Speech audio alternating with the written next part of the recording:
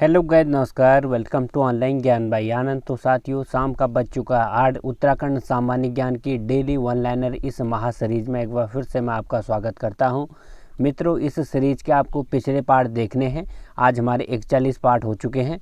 तो यदि इन पार्टों को आपको सीक्वेंस से देखना है तो इसी वीडियो के डिस्क्रिप्शन बॉक्स में यदि आप जाते हैं तो वहां पर आपको उत्तराखंड सामान्य ज्ञान वन लाइनर महा सीरीज के एक पार्ट एक ही प्लेलिस्ट में मिल जाएंगे, जो कि आपके आने वाले एग्ज़ाम के लिए बहुत ही महत्वपूर्ण रोल अदा करने वाले हैं साथियों। तो मिस मत करिएगा, ज़रूर देखना और सीखने का प्रयास ज़रूर करिएगा। चलिए जानते हैं आज कुछ महत्वपूर्ण प्रश्नों को वन लाइनर बेस पे और उनसे जुड़े कुछ इम्पोर्टेंट फैक्टों को। पहला सवाल, लोकरत्न पंत को उपाधि ये किसने दी थी? साथियों, लोकरत्न पंत को गुमानी की उपाधि, लोकरत्न पंत को हम गुमानी पंत भी कहते हैं, तो उनको यह उपाधि किसने दी थी वो आपको बताना है उसका उत्तर। तो काशीपुर के राजा गुमानी सिंह के द्वारा लोकरत्न पंत को गुमानी पंत की उपाधि दी गई थी। साथियों, आपको बता दें लोकरत्न पंत इनका जो है जन्म से ही नाम था और राजा गुमानी सिंह के वहाँ इन्हें कवि के रूप में पहले कार्य किया और फिर उन्हें साथियों जो गढ़वाल के नरेश थे उनके वहाँ भी कवि के रूप में कार्य किया और कवि के रूप में जो पहला काम इनने पकड़ा साथियों राजा गुमानी सिंह के वहाँ कार्य किया, जो काशीपुर के राजा थे, और उनके द्वारा ही इनको लोकरत्न पंत को गुमानी पंत की उपाधि दी गई। तो आपको पता होना चाहिए और एक महत्वपूर्ण सवाल है ये।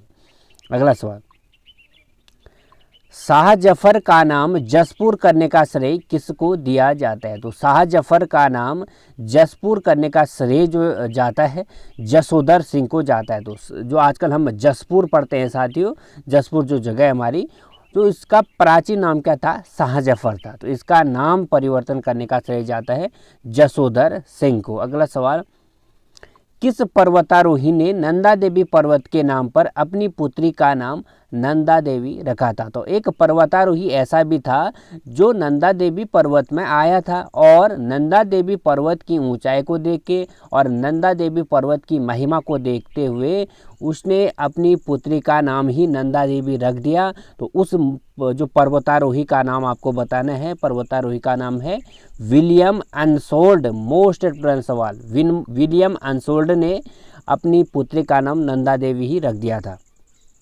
अगला सवाल, 2013 लाइफ टाइम अचीवमेंट अवार्ड पद्म बहादुर मल को दिया गया।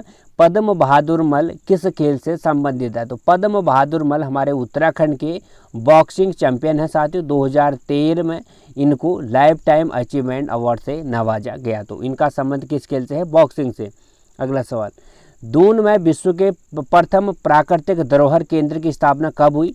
तो दून में विश्व का प्रथम प्राकृतिक धरोहर केंद्र की स्थापना कब की आपको बताना है। तो 2014 में देहरादून में विश्व का प्रथम प्राकृतिक धरोहर केंद्र बनाया गया और इसका उद्घाटन जो किया तत्कालीन कैबिनेट मंत्री केंद्र सरकार में प्रकाश जावड़ेकर जी ने किया। अगला सवाल, निर्मल अखाड़ा एक धार्मिक संगठन है जिसका मुख्यालय कहाँ पर स्थित है? तो निर्मल अखाड़ा एक धार्मिक संगठन है जिसका मुख्यालय हरिद्वार में है साथियों। अगला है सवाल हमारा, तांबा खाड़ी सुरंग कहाँ पर स्थित है? तो तांबा खाड़ी नाम से एक सुरंग है हमारे उत्तराखंड में, उसका जो लोकेशन आपको बताने, तांबे खाड़ी सुरंग जो है वो उत्तरकाशी जनपद में स्थित है। अगला सवाल, 1857 की क्रांति के समय किसने कालू मेहरा को गुप्त पत्र भेजकर क्रांति में भाग लेने को कहा? तो उत्तराखंड के प्रथम स्वतंत्रता सेनानी के रूप में हम जानते हैं कालू मेहरा जी को। जब 1857 की क्रांति हमारे पूरे भारत देश में अंग्रेजों के विरुद्ध हो रही थी, पहली क्रांति हमारे भारत देश की थी ब्रिटिश लोगों के विरुद्ध, अंग्रेजों के विरुद्ध, तो हमारे उत्तराखंड में भी इस लहर को जगाने का प्रयास किया कालू मेहरा जी ने। गुप्त संगठन बनाया था यहाँ पे उनके द्वारा, तो इसलिए कालू मेहरा जी को हम उत्तराखंड का प्रथम स्वतंत्रता संग्राम सेनानी कहते हैं। और इनको अपने एक पत्र दिया था वाजिद अली शाह ने कि आप लोग हमारी क्रांति में शामिल हो जाओ। तो वाजिद अली शाह करके एक आंदोलनकारी था, उनने कालू मेहरा जी को गुप्त पत्र भेजकर क्रांति में भाग लेने का न्योता दिया। अगला सवाल, किस मंदिर के पास में सीतावनी है और जहां आज भी वाल्मीकि आश्रम के भग्नावशेष मौजूद है? वह कौन सा मंदिर है जिसके पास में ही सीतावनी है? सीतावनी सीता का वन। और जहाँ आज भी वाल्मीकि आश्रम है वो मंदिर है साथियों गर्जिया देवी का मंदिर, जो रामनगर में है। वहाँ पर अभी भी सीतावनी है और वाल्मीकि आश्रम के भगवा वेश भी हमें उपलब्ध वहाँ पे होते हैं। तो यह मंदिर है गर्जिया देवी मंदिर, जो रामनगर में है। अगला सवाल, किस जिले का आकार घोड़े की नाल जैसा है? तो घोड़े की नाल की आकृति जो दिखता है हमारे घोड़े की नाल की आकृति जैसा जिला, वो है अल्मोड़ा जिला। एक ही चट्टान पर स्थित है साथियों। आप लोग यदि अल्मोड़ा जाते होंगे दूर से यदि आप देखोगे तो एक पहाड़ी पर स्थित, पहाड़ी चट्टान पर स्थित है अल्मोड़ा जिला, जो घोड़े की नाल करके जैसा दिखता है। अगला सवाल, एटकिंसन ने किस कुमाऊनी गवर्नर के शासन को माँ बाप का सरकार कहा है? तो एटकिंसन ने कुमाऊनी गवर्नर, वह कौन सा कुमाऊनी गवर्नर था जिसके शासनकाल को एटकिंसन ने माँ बाप की सरकार कहा था? तो वह उदारवादी जो गवर्नर था कुमाऊं का उस समय का, तो कमिश्नर ट्रेल के शासनकाल को जो एटकिंसन लेखक था साथियों उसके द्वारा, जो गजेटियर लेखक था एटकिंसन, तो उनके द्वारा कुमाऊनी गवर्नर के शासनकाल, कुमाऊनी गवर्नर कमिश्नर ट्रेल के शासनकाल को माँ बाप की सरकार कहा था। अगला सवाल, गुलरभोज जलाशय किस जिले में स्थित है? तो गुलरभोज जलाशय कहाँ पर स्थित है? उधम सिंह नगर जनपद में। अरुण जखमोला का संबंध किस खेल से है? तो आपको पता होना चाहिए अरुण जखमोला जी हमारे उत्तराखंड के प्रसिद्ध वॉलीबॉल खिलाड़ी हैं साथियों। इनका संबंध किससे है? वॉलीबॉल से है। हरिदत्त कापड़ी का संबंध किस खेल से है? तो हरिदत्त कापड़ी जी हमारे बास्केटबॉल प्लेयर हैं। इनका संबंध किससे हुआ? बास्केटबॉल से। स्वर्ग में इंद्र का उपवन किसे कहा जाता है? तो स्वर्ग में इंद्र के उपवन की जो श्रेणी दी गई है, यानी उपवन कहा गया है इंद्र का फूलों की घाटी को। तो इंद्र के उपवन की संज्ञा मिली है हमारी फूलों की घाटी जो चमोली जनपद में है साथियों। तो स्वर्ग में इंद्र का उपवन की संज्ञा दी जाती है फूलों की घाटी को। अगला सवाल, पेशावर कांड की घटना के बाद किसने संपूर्ण उत्तराखंड में गढ़वाल दिवस मनाने की घोषणा की थी? पेशावर कांड के नायक के रूप में हम जानते हैं हमारे चंद्र सिंह गढ़वाली जी को। साथ ही पेशावर की घटना हम लोग आपको बार बार अपने लेक्चर में डिस्कस करते हैं। 23 अप्रैल 1930 को पेशावर के लिए रवाना की गई अंग्रेजों ने अपनी टीमें, क्योंकि पेशावर में जो अफगान लोग थे उनके द्वारा ब्रिटिश लोगों के विरुद्ध वहाँ पे जनसभा आयोजित हो रही थी। तो उस जनसभा में गोलियां बरसाने का आदेश दे दिया था ब्रिटिश कैप्टन ने। तो उसमें हमारे गढ़वाली सैनिक भी थे जिसका नेतृत्व तो हमारे चंद्र सिंह गढ़वाली कर रहे थे। जैसे ही जो अफगान भाई थे उनमें गोलियां बरसाने की अनुमति दे दी थी कैप्टन ने। तो हमारे गढ़वाली जी और उनके साथ जो सैनिक थे गढ़वाली सैनिक, उन्होंने गढ़वाली सीज फायर करके अपने बंदूक को ज़मीन में रख दिया और कैप्टन का जो वो था जो उन्हें आदेश दिया था उसको अनुमानित कर दिया था। तो यह घटना पेशावर कांड की घटना है 23 अप्रैल 1930 को। तो इसी को देखते हुए हमारे गांधी जी ने भी साथियों यह कहा था कि यदि ऐसा ही हमें और कोई मिल जाता तो हमारा भारत कब का आज़ाद हो जाता। चंद्रशेखर गढ़वाली की जो चंद्र सिंह जो गढ़वाली थी उनका नाम भी चंद्र सिंह भंडारी है, आपको पता होना चाहिए। तो पेशावर कांड की घटना के बाद किसने संपूर्ण उत्तराखंड में गढ़वाल दिवस मनाने की घोषणा की? मोतीलाल नेहरू जी ने। राज्य में 3 मंजिला पार्किंग व्यवस्था कहाँ पर है? साथियों अल्मोड़ा में ही है, पिथौरागढ़ में हाल ही में बना है 3 मंजिला पार्किंग। अगला सवाल, गर्तांगली के रास्ते का संबंध किससे है? तो गर्तांगली हाल ही में जो खोल दिया गया है साथियों पर्यटकों के लिए, अब कुछ दिन के लिए बंद हुआ है। तो गर्तांगली का रास्ते का जो संबंध है उत्तरकाशी और तिब्बत से है। कहाँ से? उत्तरकाशी और तिब्बत से। किस राज्यपाल का कार्यकाल उत्तराखंड में सबसे कम रहा? तो उत्तराखंड का एक ऐसा राज्यपाल है BL जोशी जिनका नाम है।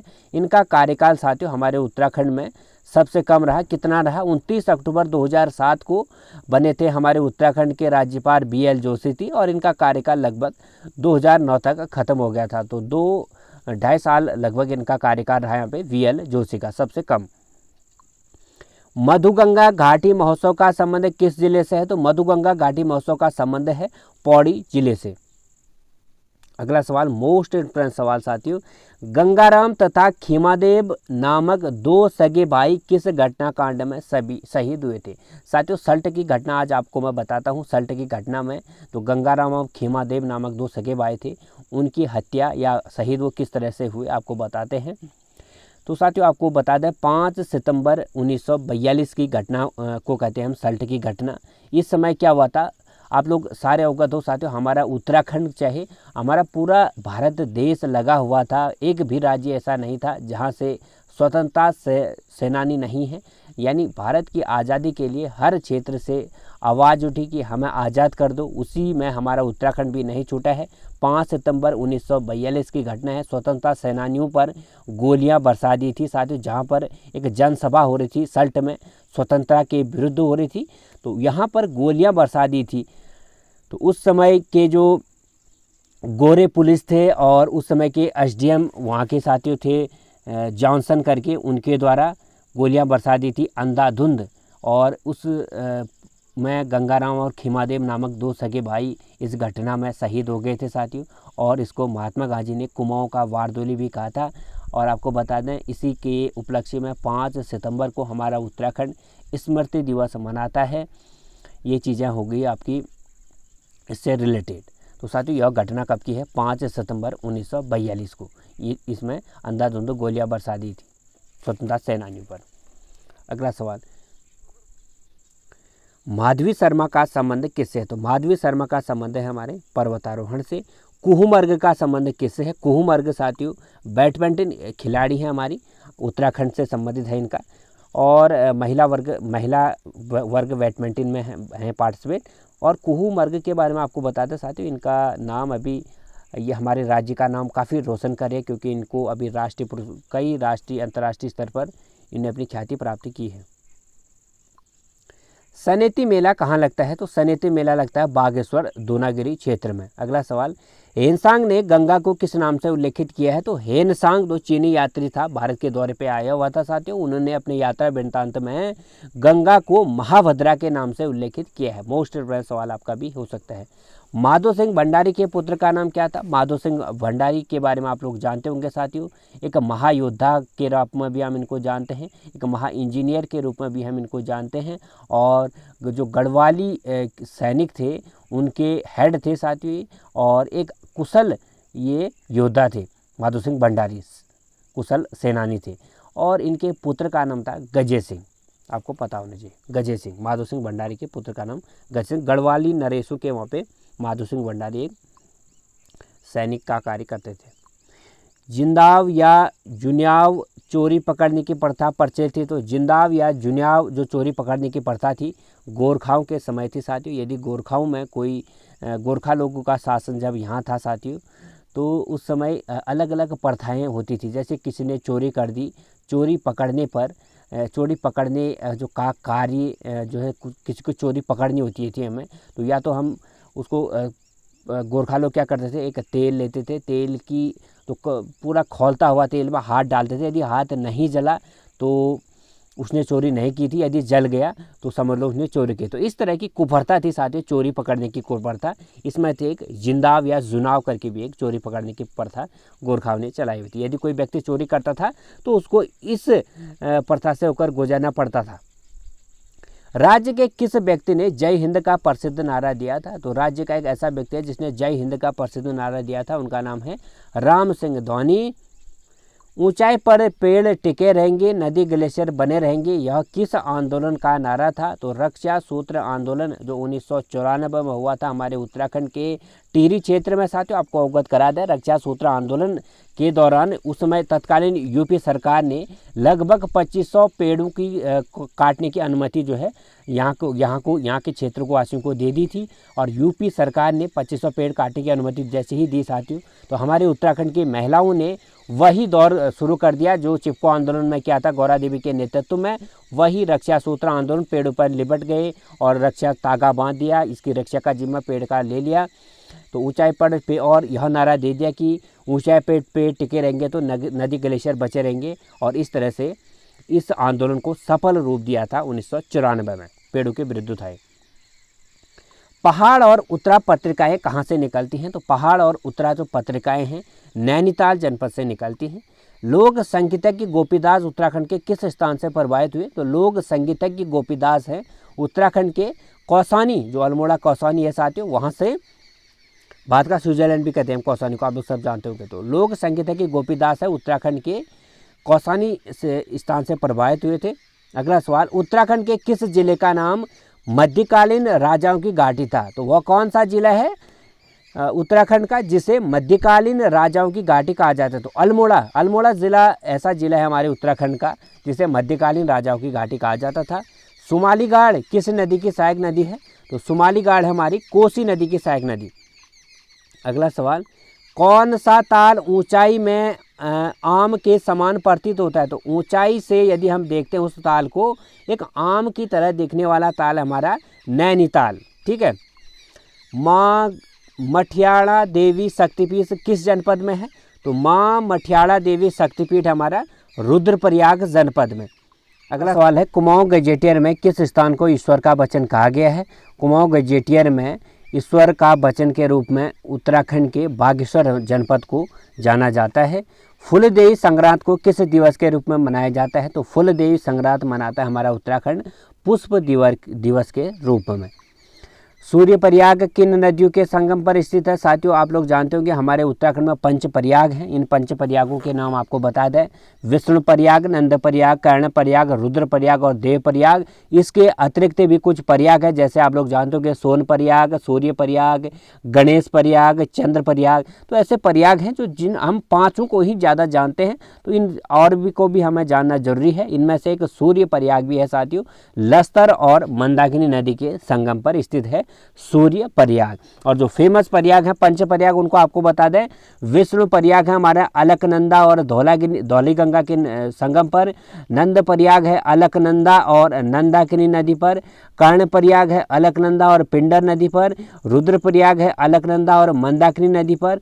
देव प्रयाग है अलकनंदा और भागीरथी नदी पर। लगभग सब का जो संगम है अलकनंदा से ही है।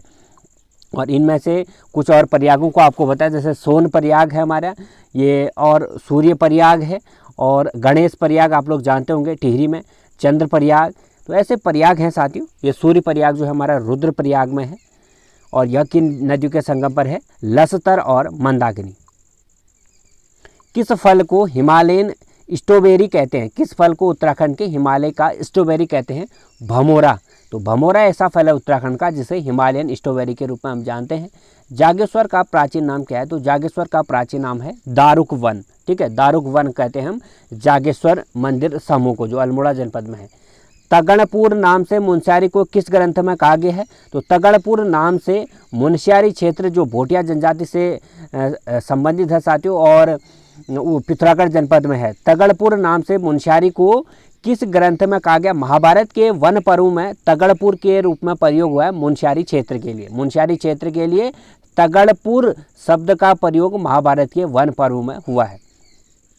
कल्पेश्वर का अन्य नाम क्या है? तो कल्पेश्वर का अन्य नाम है जटामलेश्वर। तो कल्पेश्वर का अन्य नाम है जटामलेश्वर।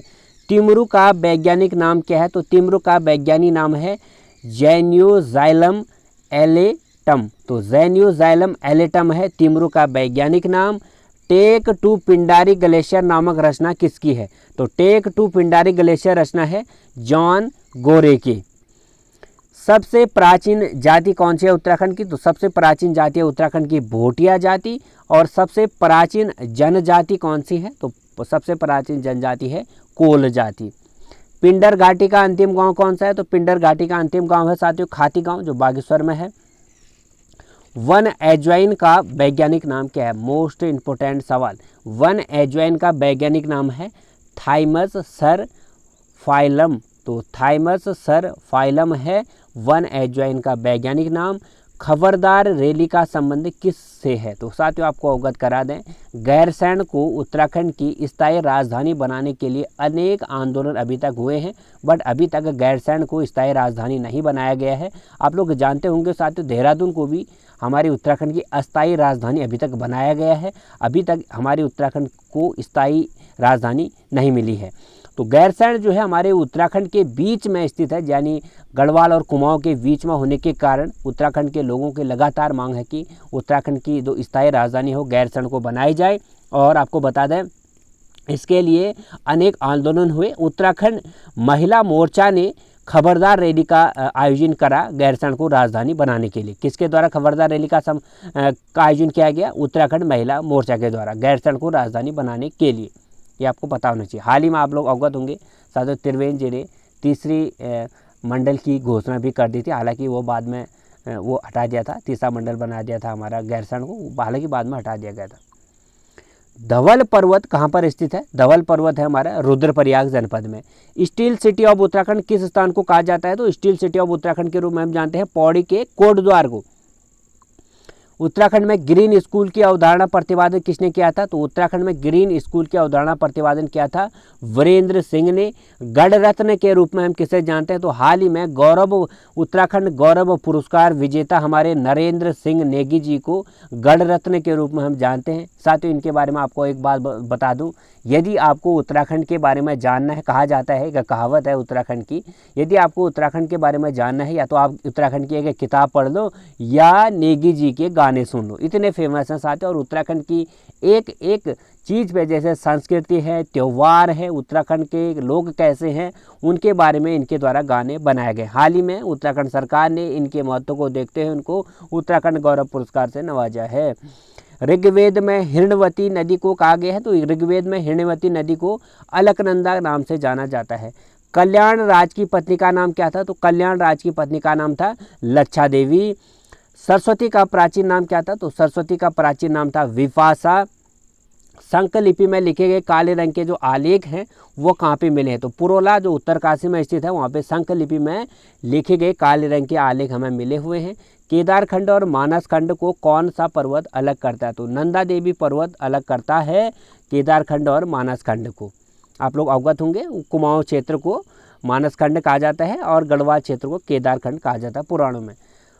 और आपको बता दें, भद्र मित्र शुंग की जो मृण मुद्रा हुई, तो भद्र मित्र शुंग की जो मृण मुद्रा हुई उनका नाम आपको बता दें, तो अंबाड़ी देहरादून से भद्र मित्र शुंग की मृण मुद्रा हुई है। परुसणी उत्तराखंड की किस नदी का प्राचीन नाम है? तो परुसणी उत्तराखंड की नयार नदी का प्राचीन नाम है, परुसणी नयार नदी का। उत्तराखंड के किस जिले में सिद्धपीठ ज्वालामुखी है? तो उत्तराखंड का वो जनपद आपको बताना है जहाँ पे सिद्धपीठ वाला ज्वालामुखी है, टिहरी जनपद। धारा देवी नामक जो सिद्धपीठ है वो किस नदी की, उसके बीचों बीच कौन सी नदी बहती है? साथियों, धारा देवी मंदिर हमारा देवी को समर्पित मंदिर है। अलकनंदा नदी इनके बीचों बीच में बहती है और पौड़ी गढ़वाल जनपद में यह आता है, यह क्षेत्र।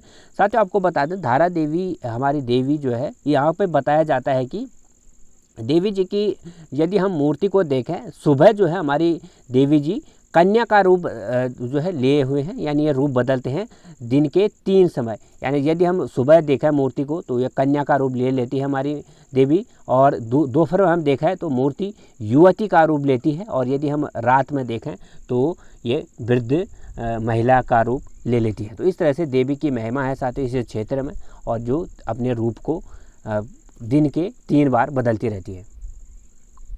बुरासखंडा नामक जो पर्वतीय स्थल है कहाँ पर है? तो बुरासखंडा नामक स्थल पर्वतीय स्थल है टिहरी जनपद में। जंगल की आग के नाम से किस फूल को जाना जाता है? तो जंगल की आग के रूप में हम जानते हैं व्यूटिया मोनोस्पर्मी फ्लास। साथियों, जंगल की आग के नाम से किस फूल को जाना जाता है? व्यूटिया मोनोस्पर्मी फ्लास को। अच्छा प्रश्न है ये भी। चिपको आंदोलन की सूत्रधार गौरा देवी के पति का नाम क्या था? तो चिपको आंदोलन की जो सूत्रधार हमारी गौरा देवी थी, उनका पति का नाम था मेहरबान सिंह नेगी। उत्तराखंड राज्य में सर्वाधिक वन क्षेत्रफल में कौन सा जिला दूसरा स्थान? तो उत्तराखंड राज्य का सर्वाधिक वन क्षेत्रफल वाला जिला है पौड़ी गढ़वाल। तो आपको पता होना चाहिए, वन क्षेत्रफल की दृष्टि से सबसे अग्रणी जिला है पौड़ी गढ़वाल, दूसरा स्थान है इस क्षेत्र में उत्तरकाशी। ठीक है, उत्तराखंड में प्रतिशत की दृष्टि से सबसे कम वाला वन क्षेत्रफल वाला आपको बताना है, तो प्रतिशत की दृष्टि से सबसे कम वन है हमारे कुमाऊं के उधमसिंह नगर में, और उसके बाद है हरिद्वार में। प्रतिशत की दृष्टि से सर्वाधिक वनों के मामले में उत्तराखंड का कौन सा जिला दूसरे नंबर पर है? दूसरा नंबर पर जिला जो है साथियों प्रतिशत की दृष्टि चंपावत, फिर है नैनीताल। टिहरी के राजा नरेंद्र शाह तिलाड़ी कांड के समय कहाँ की यात्रा पर गए थे? तो टिहरी के राजा नरेंद्र शाह तिलाड़ी कांड के समय कहाँ की यात्रा पर गए थे? यूरोप की। साथियों, तिलाड़ी कांड के बारे में आपको छोटी सी लाइन में आपको एक बार स्पष्ट करवा दूँ। तिलाड़ी कांड यह हुआ था हमारे 30 मई 1930 को। तो तिलाड़ी कांड कब हुआ था? 30 मई 1930 को। उस समय के टिहरी के तत्कालीन जो राजा थे नरेंद्र शाह अपने स्वास्थ्य कारणों की वजह से यूरोप गए हुए थे और उस समय जो यहाँ के अधिकारी थे उनको राज्य सरकार चलाने के लिए यानी इस राजपाट को चलाने का जिम्मा दे के गए थे वो। और जो स्थानीय तत्कालीन जो उस समय के अधिकारी थे टिहरी रियासत के, वह यहाँ के लोगों के यानी टिहरी जो प्रजा थी उन पर अत्याचार कर रहे थे और अपने हकों के लिए एक टिहरी में स्थान है तिलाड़ी, अपने हकों की लड़ाई के लिए तिलाड़ी के मैदान में पंचायत कर रहे थे यहाँ के लोग साथियों। तो उन लोगों पर अंधाधुंध गोलियां बरसा दी थी टिहरी रियासत के अधिकारियों ने। यह घटना है 30 मई 1930 की। हालांकि साथियों बाद में राजा नरेंद्र शाह ने जब वो यूरोप से वापस आए उनने जो काफ़ी कर थे वो उनको कम कर दिया था ताकि राहत मिले। तो 30 मई 1930 की घटना है। वृक्ष मानव के रूप में विश्वोत्तर सकलानी का जन्म कहाँ हुआ? तो वृक्ष मानव के उपनाम से हम जानते हैं विश्वोत्तर सकलानी। इनका जन्म कहाँ हुआ है? टिहरी गढ़वाल में। साथियों आज के प्रश्न हमारे हो चुके हैं। आपको कैसे लगे हमें कमेंट सेक्शन में जरूर बताएं। अच्छे लगे तो लाइक जरूर करना, नए हो तो चैनल को सब्सक्राइब करना। इस सीरीज़ के पहले के पार्ट आदि आपको देखने हैं तो वीडियो डिस्क्रिप्शन में लिंक है, सारे पार्टों का आपका फ़ायदा जरूर लें। धन्यवाद। God bless you. फिर लाऊंगा मैं ऐसी सीरीज़ आपके समक्ष।